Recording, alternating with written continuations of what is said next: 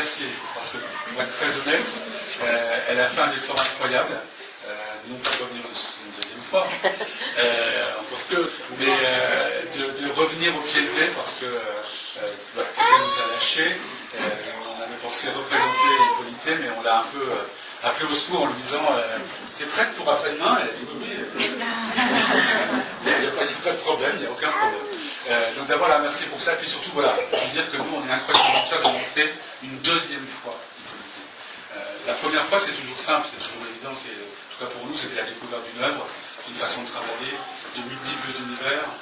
La dernière fois il y avait déjà des pièces utilisées avec du Babybel, avec différentes matières possibles, avec des cadres, des parquets, des pâtelettes, vous savez, les lettres qu'on met les pâtes qu'on met dans la soupe des enfants avec lesquelles on construit des mots. Elle construit encore des mots avec ces pâtes. Il y avait des tas de choses, et on nous avait déjà interrogé, à l'époque elle était toute seule, on nous avait interrogé, mais il y a combien d'artistes qui exposent? Et je dis, il n'y en a qu'une. Et oui, il n'y en a qu'une. Il y en a toujours qu'une. Alors aujourd'hui, c'est plus simple parce que c'est très simple. Tout ce qui est en vert, c'est Jean-Pierre, tout le reste, c'est la même. Et ce qui peut parfois déclencher des interrogations, puisqu'il y a donc tout le travail de peinture, je pense que, enfin, vous le savez, je pense qu'il y en a beaucoup qui la connaissent, mais dans une vraie progression, qu'il y a un travail qui se poursuit, qu'il y a un chemin incroyable, un sillon qui se construit. Il y a des choses plus anciennes, des choses plus récentes. Vraiment, dans tout ce qui est le plus récent, notamment Blanche et Barbe Bleue, chacun avec leur assez, sont vraiment des portraits. Moi, j'ai envie de dire, on retrouve un peu toute Hippolyte dans le travail des yeux, des couleurs, des taches, ce personnage de Barbe Bleue qui est quasiment à la Rodin figé, quasiment déjà mort. Alors, cette petite poule, si vivante, si active, si présente. Et puis, voilà, vous verrez, passez votre temps, parce qu'allez vous jeter sur le Babybel vert, il y a du Babybel vert, du Babybel de chèvre, c'est là-bas, il y a du Babybel rouge, des bonbons créma qui sont faits pour dénoncer tous les additifs. Et puis, il y a dans cette exposition où on retrouve les féminités, les papaises, les indulgences, ou bien encore de ce fameux tableau qui a servi à la fille qui s'appelle le tango. Il y a des diptyques qui travaillent, celui-là notamment, l'autre il faut son blanc. Il y a donc des vraies interrogations, toujours j'allais dire les mêmes sur Hippolyte, qui interrogent pas vraiment la relation à l'autre, au féminin, au masculin, à la relation tout simplement au monde, à l'animal, au vivant, et qu'est-ce que c'est que d'être vivant. Et je crois qu'en partant de toute cette aventure-là, elle a fait quelque chose qui sont ces 8 cadres-là, plus un 9e, parce que j'ai stressé tellement hier que un 9e, mais les 8 qui sont là, qui sont le calendrier de l'après. Alors on a tous en tête le calendrier de l'avant avec un E, là où on prépare Noël, et dans les nouveaux il y a des chocolats chaque jour, c'est encore piquer un chocolat.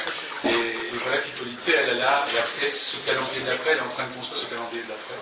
Et un incroyable, il faut prendre le temps d'aller tous les regarder. Il y en a un où on parle d'un œuf rond qui devient carré, qui devient nugget, qui est bourré d'antibiotiques, qui rend les gens malades, et puis tout à coup dans une espèce de trinité, et d'un ange qui arrive et qui relève le tout. Les poules redeviennent vivantes, les poules ont des plumes de nouveau, les poules font des œufs ronds. Mais ça, c'est en 2037, donc il nous reste un peu de temps. Donc on vérifiera. En tout cas, c'est à chaque fois des chemins et des parcours pour nous faire croire qu'il y a un après, et il y a un avenir, quelque chose d'incroyablement doux, beau, subtil, si on le veut, si on le rêve, si on le veut, si on y croit. Et moi, je le vois dans tout ce que fait Hippolyte, une incroyable envie de vivre, de donner la vie, de la transmettre, quelle que soit la façon de la donner, de la transmettre, ou de la donner. Voilà. Vraiment pour ça, prenez le temps, soit ce soir, soit d'y revenir, à la fois pour vous autoriser à plusieurs regards sur la lumière qui traverse les œuvres de Jean-Pierre, et puis pour vous plonger dans les dessins ou dans les grandes toiles d'Hippolyte. En tout cas, nous on est ravis, vraiment ravis de les avoir tous les deux. Merci à vous. Merci.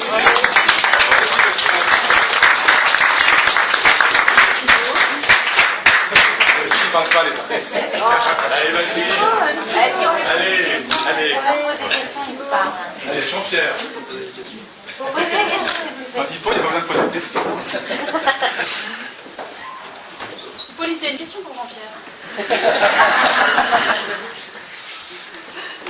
Non, je vous remercie vraiment de nous accueillir. C'est vraiment très sympathique de venir à Compiègne. Pour moi, c'est la première fois que j'expose Tandoise aussi.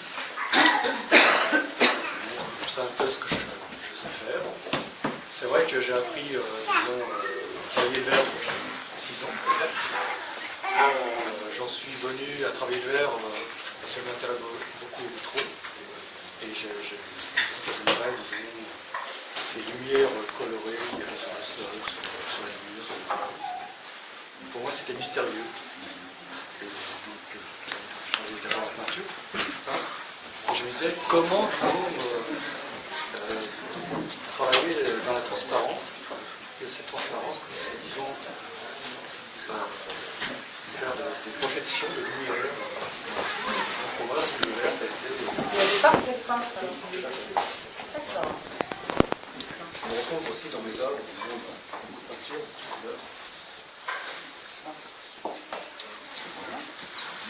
Moi, je voulais remercier déjà tous les gens qui sont là, que je connais, même ceux que je ne connais pas d'ailleurs. Merci tout particulièrement à des gens qui m'ont aidé pendant cette grosse charrette. Déjà Louis et puis Ludo pour le petit dernier cadre là-bas sur le mariage pour tous. Parce que ça, il est où ce on n'a pas cadre, parlé. Je remercie Benoît par rapport à ça aussi, qui m'a un peu poussé, qui est mon ami, à faire ce tableau aussi. Donc quelque part, il y a des fois quand on pousse un peu les gens, et on arrive à sortir de quelque chose qui peut être encore plus positif. Et puis je le remercie aussi de m'avoir laissé du temps pour peindre, parce qu'on a beaucoup de choses déjà à faire dans notre vie. Donc un grand merci.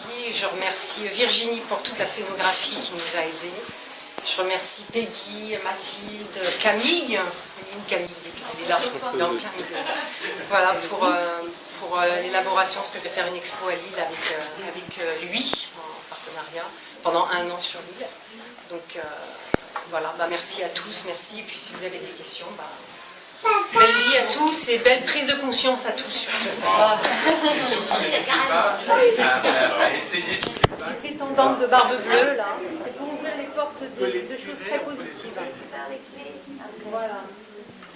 C'est de la liberté, de la zénitude, de la sensualité, de l'érotisme. Voilà. Merci à vous. Merci.